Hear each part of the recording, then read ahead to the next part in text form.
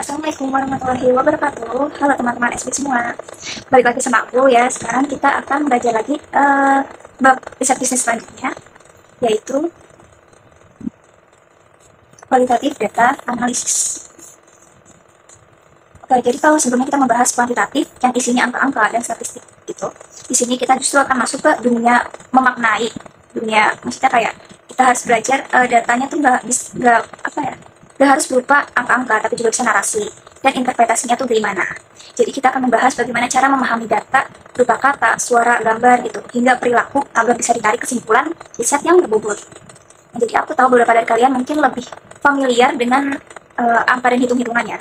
Tapi ternyata fun fact-nya, banyak fenomena di lapangan tuh yang nggak bisa dijelaskan angka saja. Misalnya kayak, kenapa seseorang tetap loyal meskipun harganya naik gitu. Pasti sering kan nemu fenomena itu. Jadi kayak angkanya naik, harusnya mungkin permintaan turun, tapi ternyata enggak gitu, sebaliknya. Jadi itu tuh biasanya justru jawabannya ada di data kualitatif gitu. Jadi kenapa misalnya mahasiswa lebih nyaman dengan kuliah daring? Itu kan kayak jawabannya tuh mungkin nggak cukup pakai angka gitu. Kita butuh memahami persepsi, konteksnya, dan pengalaman subjektif merekanya. Nah, disinilah pentingnya belajar analisis kualitatif gitu. Jadi kita masuk ke apa itu data kualitatif. Data kualitatif dia bukan angka, tapi narasi. Bisa berupa hasil wawancara atau catatan observasi kamu, terus potongan video, foto, atau bahkan dokumen yang ada di internet gitu. Bentuknya tuh emang nggak baku, nggak terstruktur lah gitu. Jadi kayak nggak bisa kayak tabel, tapi justru kayak makna gitu. Dan tujuan kita adalah membaca isi dari pengalaman dan pikiran orang. Jadi bukan sekedar menghitung berapa banyak yang setuju atau tidak misalnya. Misalnya kita wawancara 3 pelanggan tentang layanan Gojek lah. Dari cerita mereka, kita bisa menggali motif, persepsi gitu, dan makna yang mereka alami. Bisa jadi kita menemukan bahwa kecepatan layanan bukan segalanya, tapi rasa aman mereka atau sopan santun drivernya lebih penting ya, contohnya itulah. Nah, insight seperti itu hanya bisa didapatkan dari pendekatan kualitatif ini. Oke, kita masuk ke tahap-tahap analisis data kualitatif. Analisis data kualitatif itu tidak bisa dilakukan secara instan. Jadi ada 8 tahapan utama. Yang pertama itu data collection, yang pasti sebelumnya udah dibahas ya. Jadi mulai dari wawancara, observasi, atau dokumen lah. Kemudian yang kedua ada preparation-nya. Misalnya kayak kita transkrip audionya atau beri label dan susun filenya. Kemudian yang ketiga ada validation. Jadi bisa gunakan triangulasi atau penggabungan, number checking. Nanti kita juga akan bahas apa sih itu, review untuk validasi temuan lah semua ini. Kemudian yang keempat ada reduction. Jadi suatu kutipan penting dan juga seleksi mana sih yang relevan dengan apa yang kita cari. Kemudian yang kelima ada classification. Itu tuh kayak kita coding, mapping, atau mengelompokkan jadi tema-tema tertentu, jawaban-jawaban respondennya. Kemudian yang keenam, analisis. Jadi telusuri pola hubungan antar tema. Tadi tema yang udah diklasifikasikan. Kemudian yang ketujuh ada interpretation. Itu tuh kaitkan dengan teori atau konteks sosial gitu. Jadi kayak untuk menambah data juga. Kemudian yang ke-8, reporting. Jadi sajikan dengan naratif, didukung kutipan dan juga visualisasi juga gitu, biar kayak enak dilihat. Jadi ini adalah proses iteratif, bukan linear gitu, bukan kayak cuma akhir. Jadi bisa saja kamu bolak-balik dari coding ke interpretasi karena muncul insight baru, misalnya gitu lah. Oke, kita masuk ke validasi dalam penelitian kualitatif. Jadi berbeda dari kuantitatif sebelumnya. Beda dari kuantitatif itu yang validitasnya itu berbasis statistika. Nah, kualitatif itu validasinya dilakukan itu melalui ada triangulasi. Jadi triangulasi itu membandingkan data dari berbagai sumber dan metode. Nah, yang kedua ini number checking tadi. Jadi kita tunjukkan hasil interpretasi kita kepada partisipan yang udah mengisi, yang udah jadi responden kita. Jadi apakah mereka setuju dengan hasil yang kita ini. Jadi emang dicek ulang lah.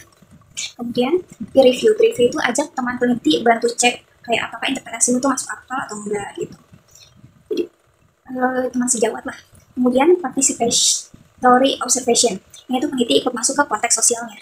Kemudian yang terakhir ada theoretical comparison, jadi membandingkan temuanmu dengan teori yang ada gitu.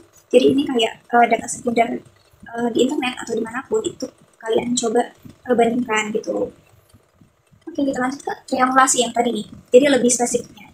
Aku kasih contohnya. Misalnya kamu meneliti kepuasan pelanggan aplikasi belajar online. Jadi kita harus triangulasi, tadi kan membandingkan. Itu ada 3. Yang pertama itu triangulasi sumber. Itu kayak sumbernya bisa dari wawancara siswa, terus juga observasi kelas, dan juga dokumen laporan dari si aplikasi belajar online ini. Misalnya. Kemudian ada yang namanya triangulasi metode. Jadi kita gabungkan metode-metodenya bukan cuma satu. Jadi kayak untuk memperkuat, membandingkan gitu. Yang pertama mungkin bisa kayak gabungkan wawancara. Kemudian kalian juga dibuat kuesioner terbuka dan juga observasi. Kuesioner terbuka tuh beda sama tertutup ya. Tertutup kayak angkanya udah pasti, kalian cuma jawab iya atau tidak, sangat setuju ke tidak sangat setuju gitu. Kuesioner terbuka tuh kayak kalian biasanya pertanyaannya terbuka itu contohnya kayak benar-benar menuliskan jawabannya secara panjang lebar gitu. Kemudian triangulasi peneliti. Jadi ini kayak membandingkannya, ada ternyata dengan metode peneliti. Jadi misalnya dua peneliti itu mengcoding data yang sama lalu membandingkan hasilnya. Siapa tahu kan nanti kayak ternyata emang benar, emang salah gitu. Nah, manfaatnya apa sih? Bisa mengurangi bias yang pastinya kan. Emang di cross check ulang ya contohnya karena itu. Kemudian memastikan keadilan data dan mendeteksi jika ada kontradiksi gitu dari hasil yang kita temui. Kita lanjut ke data reduction dan classification. Jadi data kualitatif itu kaya, tapi kita tidak mungkin sajikan semua pastikan. Jadi perlu dikurangi atau reduction. Nah, di reduction itu juga ternyata juga harus diklasifikasinya lah. Nah, prosesnya itu misalnya baca seluruh data dengan intensif. Itu surat kutipan yang menarik atau sering muncul. Kemudian coding dengan label sederhana misalnya kayak motivasi, tekanan, dukungan. Misalnya itu ada indikatornya juga itu ya. Kemudian lalu ada mapping atau listing dari tema-tema besar. Nah, kemudian kayak kita ada tema tadi tuh misalnya motivasi, berarti kayak dikumpulin semuanya, di mapping, jadi jawaban itu tuh dikumpulkan. Kemudian kita juga bisa pakai software seperti aku nemu ada Vivo dan Rumus pokoknya nanti aku coba pelajari juga dan aku taruh di buku panduan. Kemudian yang itu untuk bantu coding dan visualisasi mapping antar tema di kualitatif ini lah, jadi kuantitatif emang punya toolsnya, kualitatif pun sama gitu. Kemudian kita masuk ke metode analisis kuantitatif yang populer. Jadi metode yang digunakan itu tergantung tujuannya. Yang pertama itu ada yang namanya content analysis. Jadi ini cocok untuk data tertulis seperti kayak komentar di media sosial misalnya. Kemudian ada yang namanya thematic analysis. Ini juga yang sering. Jadi mencari pola tema dari kumpulan data dan yang paling sering digunakan gitu. Ketiga ada namanya grounded theory. Jadi ini mengembangkan teori baru dari bawah, bukan menguji teori gitu. Dan yang keempat ada fenomenologi fokus, yaitu fokus memahami pengalaman subjektif seseorang. Itu misalnya kita nanti dicatat. Kemudian yang kelima ada naratif analisis. Jadi ini menganalisis struktur dan isi cerita dari narasi personal seseorang gitu. Nah, yang paling sering dipakai itu sama teman-teman aku juga yang pertama dan yang kedua gitu. Nah, kita masuk ke contoh analisis. Jadi misalnya siswa belajar online. Misalnya kamu meneliti mengapa siswa suka belajar online gitu secara daring. Pertama itu kita pahami konteksnya. Misalnya kayak yang nyambung itu gara-gara pandemi atau kayak karena di rumahnya nyaman dan lain-lain. Pokoknya kita cari semua konteksnya, misalnya konteks ada pandemi, konteks rumah, dan juga akses internet misalnya. Kemudian kita coding kutipan seperti kayak misalnya mereka suka di rumah kayak bisa sambil makan, atau banyak pertanyaan sejenis kayak lebih santai, atau ada juga yang berpendapat hemat ongkos misalnya lah ya. Kemudian semua itu bisa kamu kategorikan sebagai tema. Misalnya mereka tuh sama-sama di tema kenyamanan, lalu kamu tafsirkan ditarik kesimpulan berarti kenyamanan menjadi alasan utama karena lingkungan yang lebih fleksibel gitu. Dan tariklah kesimpulan fleksibilitas itu menjadi faktor kunci dalam preferensi belajar daring atau online gitu. Kemudian kita masuk ke interpretasi dan sintesis temuan. Interpretasi itu bukan hanya menyusun ulang kutipannya, tapi mencari makna di baliknya. Nah, langkah-langkahnya itu sama, jadi pahami konteks sosialnya, misalnya kayak budaya, tempat, waktu, itu semua yang mendukung. Kemudian cari pola berulang dalam data. Ketiga, bandingkan antar partisipan. Jadi kan partisipan mungkin kalian banyak ya.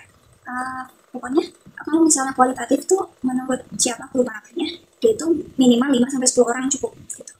Kemudian hubungkan ke teori, misalnya teori kepuasan, teori perilaku konsumen, dan lain-lain lah untuk memperkuat. Terakhir, sajikan hasil dan mengulang kutipan dan visualisasi lah biar lebih jelas ya. Seperti kayak konsep map dan lain-lain lah. Oke, kita masuk ke menarik kesimpulan. Kesimpulan dalam riset kualitatif harus pertama langsung menjawab rumusan masalah. Kedua, berdasarkan pada pola dan tema yang muncul lah dari data yang kita ambil, kita analisis.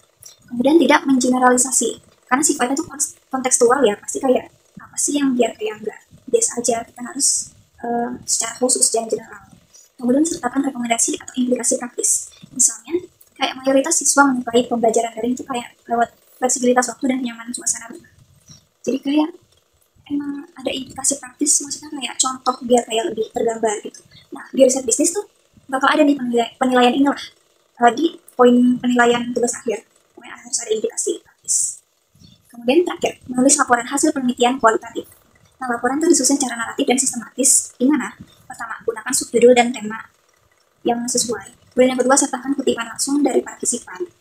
Jadi kayak biar kayak lebih secara real ada atau profilnya tuh kayak kelihatan. Kemudian tambahkan tabel tema atau contoh kutipannya. Kemudian gunakan visual seperti konsep map untuk tunjukkan hubungan antar tema. Kemudian deskripsikan siapa informannya dan latar belakangnya agar pembaca tuh paham gitu. Nah, kemudian kita selesai.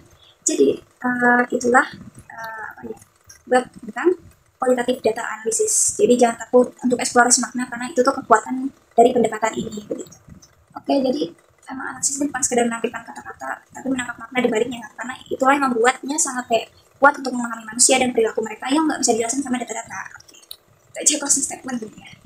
Oke, dari aku, kurang lebihnya mohon maaf. Kalau yang mau ditanyakan boleh banget tanya ke aku.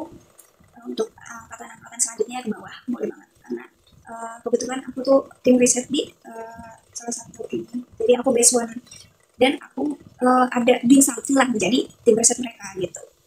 Jadi kayak aku juga ada mentor tentang riset, jadi kayak bisa aku nanya-nanya juga kalau misalnya kalian nanya, aku juga tahu. Ya, oke, jadi untuk pertemuan kali ini kurang lebih yang mohon maaf. Wassalamualaikum warahmatullahi wabarakatuh. Ada teman-teman, terima kasih.